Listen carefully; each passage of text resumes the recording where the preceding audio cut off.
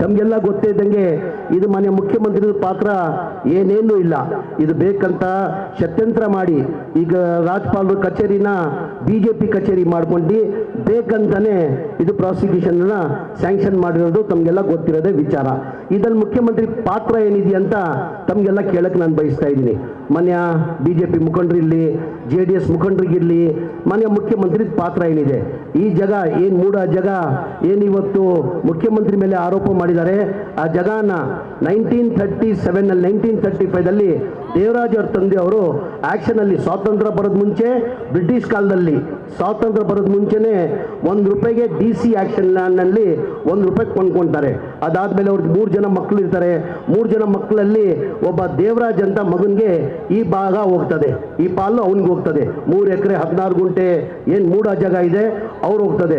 ಅವ್ರೇನು ಮಾಡ್ತಾರೆ, ಮಲ್ಲಿಕಾರ್ಜುನ ಅಂತ ಮನೆ ಸಿದ್ದರಾಮಯ್ಯ ಅವರು ಬಾಮೈದ ಮಲ್ಲಿಕಾರ್ಜುನಗೆ 2004 ಮಲ್ಲಿಕಾರ್ಜುನ ಕೊಡ್ತಾರೆ. ಮಲ್ಲಿಕಾರ್ಜುನ ಅವ್ರು ತಗೊಂಡು ಡಿನೋಟಿಫೈ ಮಾಡಿ 2010 ಅವ್ರ ಅಕ್ಕನ ಹೆಸರು ಕೊಡ್ತಾರೆ, ಗಿಫ್ಟ್ ಮಾಡ್ತಾರೆ. ಅವ್ರ ಅಕ್ಕನ ಹೆಸರಲ್ಲಿ ಗಿಫ್ಟ್ ಮಾಡ್ತಾರೆ. ಅದಾದ್ಮೇಲೆ ಮೂಡಾದವ್ರು ಏನು ಮಾಡ್ತಾರೆ, ಇವ್ರದೇ ಜಾಗ ಅಲ್ಲಿ 3 ಎಕರೆ 16 ಗುಂಟೆದಲ್ಲಿ ಮೂಡಾದವರು ಲೇಔಟ್ ಗಮನಕ್ಕೆ ತಂದಾರೆ, ನೋಟಿಸ್ ಕೊಟ್ಟಾರೆ, ಸೈಡ್ ಮಾಡಿ ಸೈಡ್ಗಳು ಹಂಚ್ಬಿಡ್ತಾರೆ. ಗೊತ್ತಾದ್ಮೇಲೆ ಪತ್ರ ಬರೀತಾರೆ, ಈ ಥರ ನಮ್ಮ ಜಾಗದಲ್ಲಿ ನೀವು ಸೈಡ್ ಮಾಡಿ ಹಂಚ್ಬಿಟ್ಟಿದ್ದೀರಾ, ನಮ್ಮ ನ್ಯಾಯನ ಕೊಡಿ, ಪರಿಹಾರನ ಕೊಡಿ ಅಂತ ಕೇಳ್ಕೊಂತಾರೆ. ಮನೆ ಸಿದ್ದರಾಮಯ್ಯ ಕಾಲದಲ್ಲಿ ಪರಿಹಾರ ಕೊಡಲ್ಲ. 2020 ಮನೆ ಬಸವರಾಜ ಬೊಮ್ಮಾಯಿ ಅವರು ಮುಖ್ಯಮಂತ್ರಿ ಆಗಿರ್ತಾರೆ. ಅವ್ರ ಕಾಲದಲ್ಲಿ BJP ಸರ್ಕಾರದಲ್ಲಿ ಸಿದ್ದರಾಮಯ್ಯ ಅವರು ಮುಖ್ಯಮಂತ್ರಿ ಇರಲ್ಲ, ಅವ್ರ ಕಾಲದಲ್ಲಿ ಇವ್ರಿಗೆ ಅನ್ಯಾಯ ಆಗ್ಬಿಟ್ಟೆ ಅಂತ ಹೇಳ್ಬಿಟ್ಟು ತೀರ್ಮಾನ ತಗೊಂಡು 14 ಸೈಡನ್ನ ಕೊಡ್ತಾರೆ. ಬರೀ 14 ಸೈಡ್ ಇಲ್ಲ, 125 ಸೈಡಲ್ಲಿ 125 ಸೈಡಲ್ಲಿ 14 ಸೈಡನ್ನ ಕೊಡ್ತಾರೆ. ಕೊಟ್ಟ 14 ಸೈಡನ್ನ ಕೊಡ್ತಾರೆ. ಮತ್ತೆ ಮುಖ್ಯಮಂತ್ರಿ ಪಾತ್ರ ಏನಿದೆ, ನಮ್ಮ ಸರ್ಕಾರದಲ್ಲಿ ಆಯ್ತಾ, ಸಿದ್ದರಾಮಯ್ಯ ಮುಖ್ಯಮಂತ್ರಿ ಇರುವಾಗ ಆಯ್ತಾ, ಅವ್ರ ಜಾಗ ಸೈಡ್ ಆಲ್ಟ್ರೇಟ್ ಕೊಡಬೇಕಾಗಿತ್ತು, ಸೈಡ್ ಕೊಟ್ಟಿದ್ದಾರೆ. ಸುಪ್ರೀಂ ಕೋರ್ಟ್ ಆದೇಶ ಇದೆ, ಯಾವ್ಯಾವ ಮೂಡಾದಲ್ಲಿ ಸೈಡ್ ಅಕ್ವೈರ್ ಮಾಡ್ತೀವಿ, ಯಾರಿಗಾನ ಇದ್ದಿದ್ರೆ 50-50 ಶೇರಿಂಗ್ ಅಂತ ಕೊಡ್ತಾರೆ. ಇದು 50-50 ಶೇರಿಂಗು 50-50 ಲೆಕ್ಕನೂ ಬರಲ್ಲ, ಅದಕ್ಕಿಂತ ಕಡಿಮೆ ತಗೊಂಡಿರ್ತಾರೆ. ಬೇಕಂತ ಇವರು ಸಿದ್ದರಾಮಯ್ಯ ಅವರು ಪಾಪ್ಯುಲಾರಿಟಿ ಸಹಿಸಲಾರೆ ಏನಾರ ಮಾಡಿ ಸರ್ಕಾರ ತೆಗಿಬೇಕಂತ ಪ್ರಯತ್ನ ಮಾಡ್ತಾರೆ. ಮನೆ ಕೃಷ್ಣ ಬೈರೇಗೌಡರು ಹೇಳ್ದಂಗೆ ಇಡೀ ದೇಶದಲ್ಲಿ 450 ಮೇಲೆ MLAಗಳನ್ನ ದುಡ್ಡು ಕೊಟ್ಟು ಖರೀದಿ ಮಾಡಿದ್ದಾರೆ. ಒಬ್ಬೊಬ್ಬ MLAಗೆ ಎಷ್ಟು ದುಡ್ಡು ಕೊಟ್ಟು ಖರೀದಿ ಮಾಡಿದ್ರು ಅಂತ ಮನೆ ಕೃಷ್ಣ ಬೈರೇಗೌಡರು ಹೇಳಿಲ್ಲ. ಒಬ್ಬೊಬ್ಬ MLAಗೆ ಕನಿಷ್ಠ 20 ನಮ್ಮಲ್ಲಿ ನೀವು ನೋಡಿರ್ಬೋದು, 2008 ಯಾವತ್ತೂ BJPಗೆ ಮ್ಯಾಂಡೇಟ್ ಕರ್ನಾಟಕ ರಾಜ್ಯದ ಜನ ಮ್ಯಾಂಡೇಟ್ ಕೊಟ್ಟಿಲ್ಲ, ಯಾವತ್ತೂ ಮ್ಯಾಂಡೇಟ್ ಬಂದಿಲ್ಲ ಅವ್ರಿಗೆ. 2010 ಅದು 2008 110 ಸೀಟ್ ಬರೋಕ್ಕೆ ಕಾರಣ ಯಾರು, ಇದೇ ಕುಮಾರಸ್ವಾಮಿ ಅವರು. ಕುಮಾರಸ್ವಾಮಿ ಅವರು 2020 ಅಂತ ಹೇಳ್ಬಿಟ್ಟು ಕುಮಾರಸ್ವಾಮಿ 20 ತಿಂಗಳು ಆದಮೇಲೆ ಕುಮಾರಸ್ವಾಮಿ ಅವರು ಯಡಿಯೂರಪ್ಪನಿಗೆ ಬಿಟ್ಕೊಡ್ಬೇಕಾಗಿತ್ತು. ಯಡಿಯೂರಪ್ಪನ ಬಿಟ್ಕೊಟ್ಟಿಲ್ಲ ಕಾರಣಕ್ಕೆ ರಾಜ್ಯದಲ್ಲಿ ಒಂದು ಮೆಸೇಜ್ ಹೋಯ್ತು, ಇಲ್ಲಪ್ಪ ಜನತಾದಳ ಇವ್ರಿಗೆ ಅನ್ಯಾಯ ಮಾಡಿದ್ದಾರೆ, ಇವ್ರು ನ್ಯಾಯ ಕೊಡ್ಬೇಕಂತ ಹೇಳ್ಬಿಟ್ಟು, ಇವ್ರಿಗೆ ಅನ್ಯಾಯ ಆಗಿದೆ ಅಂತ ಹೇಳ್ಬಿಟ್ಟು ಇಡೀ ರಾಜ್ಯದಲ್ಲಿ ಒಂಥರ ಸಿಂಪತಿ ಹೋಯ್ತು. ಆ ಸಿಂಪತಿಯಲ್ಲಿ ಎಷ್ಟು ಗೆದ್ದಿದ್ದು, 110 ಸೀಟ್ ಗೆದ್ದಿದ್ದವರು. ಮ್ಯಾಜಿಕ್ ನಂಬರ್ ಅವ್ರಿಗೆ 113 ಬಂದಿಲ್ಲ, ಯಾವತ್ತೂ ಜನ ಮ್ಯಾಂಡೇಟ್ ಕೊಟ್ಟಿಲ್ಲ. ಆಪರೇಷನ್ ಕಮಲ ಮುಖಾಂತರ ಅವ್ರ ಸರ್ಕಾರನ ರಚನೆ ಮಾಡಿದ್ರು. ಇವತ್ತು ಏನ್ ನಮ್ಮ ಮೇಲೆ ಇದು ನ್ಯಾಯಬದ್ಧ ಆಗಿರೋದು ಮೂಡೋದು ಏನ್ ಮನೆ ಮುಖ್ಯಮಂತ್ರಿಗಳು ಇವ್ರ ಮೇಲೆ ಆರೋಪ ಮಾಡ್ತಾ ಇದ್ರ, ಅದು ನ್ಯಾಯಬದ್ಧ ಆಗಿರೋದು ಯಾವುದು ಇದರಲ್ಲಿ ಮುಖ್ಯಮಂತ್ರಿ ಪಾತ್ರ ಇಲ್ಲ. 2008 ಏನ್ ರಾಜ್ಯದ ಜನ 110 ಸೀಟ್ ಇವ್ರನ್ನ ಇಲ್ಲ, ನಾವು ಜನತಾದಳ ಸರ್ಕಾರ ನೋಡಾಗಿದೆ, ಬಹಳ ಸತಿ ಕಾಂಗ್ರೆಸ್ ಸರ್ಕಾರ ನೋಡಾಗಿದೆ, ಎಲ್ಲರಿಗಿಂತ ಹೆಚ್ಚಾಗಿ ಒಳ್ಳೆ ಸರ್ಕಾರ ಕೊಡ್ಬೋದಂತ ಜನ ನಿರೀಕ್ಷೆ ಕೊಂಡು 110 ಸೀಟ್ ಗೆಂದ್ರು, ಆಪರೇಷನ್ ಕಮಲ ಮಾಡ್ಕೊಂಡು ಸರ್ಕಾರನ ರಚನೆ ಮಾಡಿದ್ರು. ಇವತ್ತು ನಮ್ಮ ಮೇಲೆ ಏನ್ ಆರೋಪ ಮಾಡ್ತಾರೆ ಮಾತ್ರ ವಿಜೇಂದ್ರ ಅವ್ರಿಗೆ ನೇರವಾಗಿ ಕೇಳಕ್ ಬಯಸ್ತಾ ಇದ್ದೀನಿ. ಇವತ್ತು ಏನ್ ಪಾತ್ರ ಇಲ್ಲ ಅದಲ್ಲಿ ನಮ್ಮ ಮೇಲೆ ತಾವು ಆರೋಪ ಹೊಡ್ತಾ ಇದ್ದಿಲ್ಲ. ವಿಜೇಂದ್ರ ಅವರೇ, ಇಡೀ ದೇಶದಲ್ಲಿ ಯಾರನ್ನ ಮುಖ್ಯಮಂತ್ರಿ ಸ್ಥಾನದಲ್ಲಿ ಇಟ್ಕೊಂಡು ಜೈಲು ಯಾರನ್ನ ಹೋಗ್ತಾ ಇದ್ದಾರೆ ಅಂದ್ರೆ ನಿಮ್ಮ ಅಪ್ಪಾಜಿ ಯಡಿಯೂರಪ್ಪ ಅವರು. ಅವರೊಬ್ಬರೇ ಅಲ್ಲ, ಅದ್ರ ಜೊತೆಯಲ್ಲಿ 9 ಜನ ಮಂತ್ರಿಗಳು ಜೈಲು ಹೋಗಿರೋದು. 9 ಜನ ಮಂತ್ರಿಗಳು ಜೈಲು ಹೋಗಿರೋದು. ಇವತ್ತು ನಮ್ಮ ಮೇಲೆ ಹೇಳ್ತಾ ಇದ್ರ ಇಷ್ಟೇ. ಇವ್ರು ಏನಕ್ಕೆ ಸಹಿಸಕ್ಕಾಗ್ತಾ ಇಲ್ಲ ಅಂದ್ರೆ, ಇವತ್ತು ನಾವು ಅಲ್ಲಿ 5 ಗ್ಯಾರಂಟಿ ಇವ್ರೇನು ನಿರೀಕ್ಷೆ ಇಟ್ಟಿರಲಿಲ್ಲ. ಈ 5 ಗ್ಯಾರಂಟಿಯನ್ನ ಲಾಗು ಮಾಡ್ತಾರೆ, ಬರೀ ಚುನಾವಣೆ ಘೋಷಣೆ ಮಾಡಿರೋದು ಇವರು. ಈ 5 ಗ್ಯಾರಂಟಿಯನ್ನ ಲಾಗು ಮಾಡೋಕ್ಕಾಗಲ್ಲ. ಈ 5 ಗ್ಯಾರಂಟಿನ ಲಾಗು ಮಾಡಬೇಕಾದ್ರೆ ಕನಿಷ್ಠ 55,000 ಇಂದ 60,000 ಕೋಟಿ ಆಗ್ತದೆ. ಈ 5 ಗ್ಯಾರಂಟಿ ಲಾಗು ಮಾಡೋಕ್ಕಾಗಲ್ಲ ಅಂದ್ರು. ನಮ್ಮ ಸರ್ಕಾರ ಬಂದು 1 ತಿಂಗಳಲ್ಲೇ ಈ 5 ಗ್ಯಾರಂಟಿಯನ್ನ ಲಾಗು ಮಾಡಿದ್ವಿ. ಅವ್ರು ನಿರೀಕ್ಷೆ ಇಟ್ಟಿರಲಿಲ್ಲ ನಾವು ಲಾಗು ಮಾಡ್ತೀವಿ ಅಂತ, ನಾವು ನಿರೀಕ್ಷೆ ಇಟ್ಟಿರಲಿಲ್ಲ. ಲೋಕಸಭಾ ಚುನಾವಣೆಯಲ್ಲಿ ಮನೆ ವಿಜೇಂದ್ರ ಅವ್ರಿಗೆ ಬಿಜೆಪಿ ಅವ್ರಿಗೆ ಹೇಳಕ್ ಬಯಸ್ತಾ ಇದ್ದೀನಿ, ಲೋಕಸಭಾ ಚುನಾವಣೆಯಲ್ಲಿ ನಾವು ನಿರೀಕ್ಷೆ ಇಟ್ಟಿದ್ವಿ 18 ರಿಂದ 20 ಸೀಟ್ ಗೆಲ್ತೀವಂತ ನಾವು ನಿರೀಕ್ಷೆ ಇಟ್ಕೊಂಡಿದೀವಿ.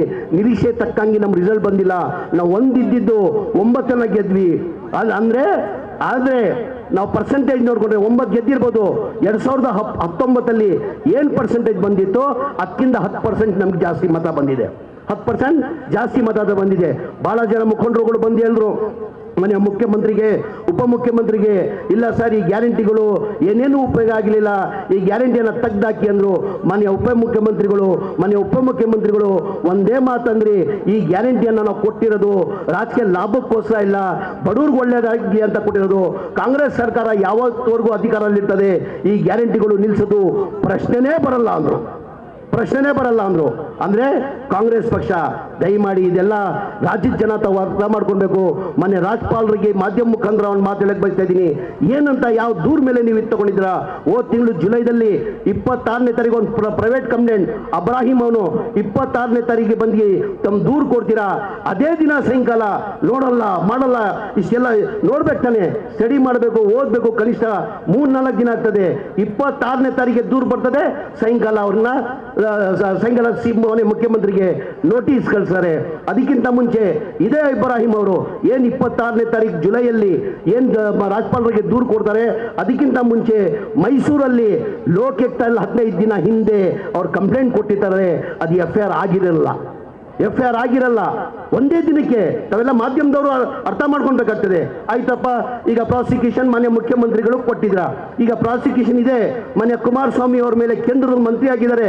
ಕುಮಾರಸ್ವಾಮಿ ಅವರೇ ಲೋಕಾಯುಕ್ತದವ್ರು ಕೇಳಿದ್ದಾರೆ, ಇದುವರೆಗೂ ಕೊಟ್ಟಿಲ್ಲ. ಮನೆ ಮಾಧ್ಯಮ ಸ್ನೇಹಿತರು ಕೇಳ್ತಾ ಇದ್ರು, ಅವಾಗ ಮಾಧ್ಯಮದಲ್ಲಿ ನಾವು ನೋಡ್ತೀವಿ ಮಾನ್ಯ ಮುಖ್ಯಮಂತ್ರಿಗಳು ರಾಜೀನಾಮೆ ಕೊಡಬೇಕಾದ್ರೆ. ಏನಕ್ಕೆ ಸ್ವಾಮಿ ಮಾನ್ಯ ಮುಖ್ಯಮಂತ್ರಿಗಳು ರಾಜೀನಾಮೆ ಕೊಡಬೇಕು? ಕೇಂದ್ರದಲ್ಲಿ ಮಂತ್ರಿಯಾಗಿರೋ ಕುಮಾರಸ್ವಾಮಿ ಮೇಲೆ ಲೋಕಾಯುಕ್ತ ಅವ್ರು ಕೇಳಿದಕ್ಕೆ ಪರ್ಮಿಷನ್ ಕೊಡಲ್ಲ. 4 ಜನ ಮಂತ್ರಿ ಮೇಲೆ, ಇದೇ ಮಾಜಿ ಮಂತ್ರಿಗಳ ಮೇಲೆ ಕೇಳ್ತಾರಲ್ಲ, ಜನಾರ್ದನ್ ರೆಡ್ಡಿ ಬಗ್ಗೆ ಕೇಳ್ತಾರೆ, ಶಶಿಕಲಾ ಜೊಲ್ಲೆ ಬಗ್ಗೆ ಕೇಳ್ತಾರೆ, ಅವ್ರಿಗೆಲ್ಲ ಯಾರಿಗೂ ಸ್ಯಾಂಕ್ಷನ್ ಕೊಡಲ್ಲ, ಮಾನ್ಯ ಮುಖ್ಯಮಂತ್ರಿಗಳು ಕೊಡ್ತಾರೆ. ದಯಮಾಡಿ ರಾಜ್ಯದ ಜನ ಅರ್ಥ ಮಾಡ್ಕೊಳ್ಬೇಕಾಗ್ತದೆ. ಈ ಬಿಜೆಪಿ ಅವರು ಬೇಕಂತ ನಾವು ಒಳ್ಳೆ ಕೊಡ್ತಾ ಇರೋ ಸರ್ಕಾರ ಅವ್ರು ಸಹಿಸಕ್ ಸಾಧ್ಯ ಆಗ್ತಾ ಇಲ್ಲ. ಆಮೇಲೆ ಮಾನ್ಯ ಸಿದ್ದರಾಮಯ್ಯ ಅವರು ಪಾಪ್ಯುಲಾರಿಟಿ ಸಹಿಸಕ್ ಸಾಧ್ಯ ಆಗ್ತಾ ಇಲ್ಲ. ಅದಕ್ಕಿಂತ ಹೆಚ್ಚಾಗಿ ಅವ್ರಿಗೆ ಏನಾಗಿದೆ, ಒಬ್ಬ ಬ್ಯಾಕ್ವರ್ಡ್ ಕ್ಲಾಸ್ ಅವನು ಮುಖ್ಯಮಂತ್ರಿ ದೇವರಾಜ ಆದ್ಮೇಲೆ 2ನೇ ಬಾರಿ ಯಾರನ್ನ ಮುಖ್ಯಮಂತ್ರಿ ಆಗಿದ್ರೆ ಅದು ಮಾನ್ಯ ಸಿದ್ದರಾಮಯ್ಯ ಅವರು ಹಾಕಿದ್ದಾರೆ. ಅದು ಸಹಿಸಕ್ ಆಗ್ತಾ ಇಲ್ಲ.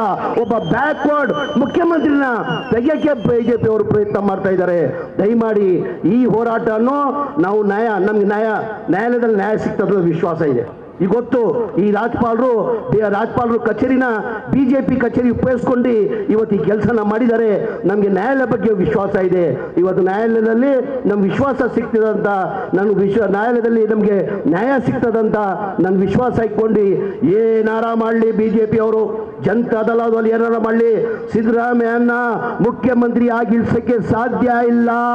ನಮ್ಮ ಪಕ್ಷದ ಹೈಕಮಾಂಡ್ರು, ಎಲ್ಲ ಶಾಸಕರು, ಎಲ್ಲ ಸಚಿವರು, ಎಲ್ಲ ಕಾರ್ಯಕರ್ತರು, ಎಲ್ಲ ರಾಜ್ಯದ ಜನ, 7 ಕೋಟಿ ರಾಜ್ಯದ ಜನ ಸಿದ್ದರಾಮಯ್ಯ ಜೊತೆ ಇದ್ದಾರೆ. ಮಾನ್ಯ ರಾಜ್ಯಪಾಲರಿಗೆ ಒಂದು ಮಾತು ಹೇಳಕ್ ಬಯಸ್ತಾ ಇದ್ದೀನಿ. ಇವತ್ತು ಏನ್ ಯಾರೋ ಮಾತು ಕೇಳಿಬಿಟ್ಟು ಈ ತರ ತೀರ್ಮಾನ ತಗೊಂಡಿದ್ದೀರ ತಾವು, ಏನಾರ ಗಲಾಟೆ ಆಗಿ ಅಲ್ಲೇನಾರ ಆದ್ರೆ ರಾಜ್ಯಪಾಲರು ಜವಾಬ್ದಾರಿ ಆಗ್ತಾರೆ. ಇದಕ್ಕೆ ಜವಾಬ್ದಾರಿ ಆಗ್ತದೆ. ಜನ ಕೂರಲ್ಲ, ಕರ್ನಾಟಕ ರಾಜ್ಯದ ಜನ ಕೂರಲ್ಲ. ಅದು ಹೇಳ್ತಾ ನಮ್ಗೆ ನ್ಯಾಯಾಲಯ ಬಗ್ಗೆ ವಿಶ್ವಾಸ ಇದ್ದಿದ್ದ ಕಾರಣಕ್ಕೆ ನ್ಯಾಯಾಲಯದಲ್ಲಿ ನಮ್ಗೆ ವಿಶ್ವಾಸ ಇಟ್ಕೊಂಡು ನಾನು ಮಾತು ಮುಗಿಸ್ತೀನಿ. ಜೈ ಹಿಂದ್, ಜೈ ಕರ್ನಾಟಕ. ಗ್ಯಾರಂಟಿ ನ್ಯೂಸ್, ಸುದ್ದಿ ಖಚಿತ, ನ್ಯಾಯ ನಿಶ್ಚಿತ.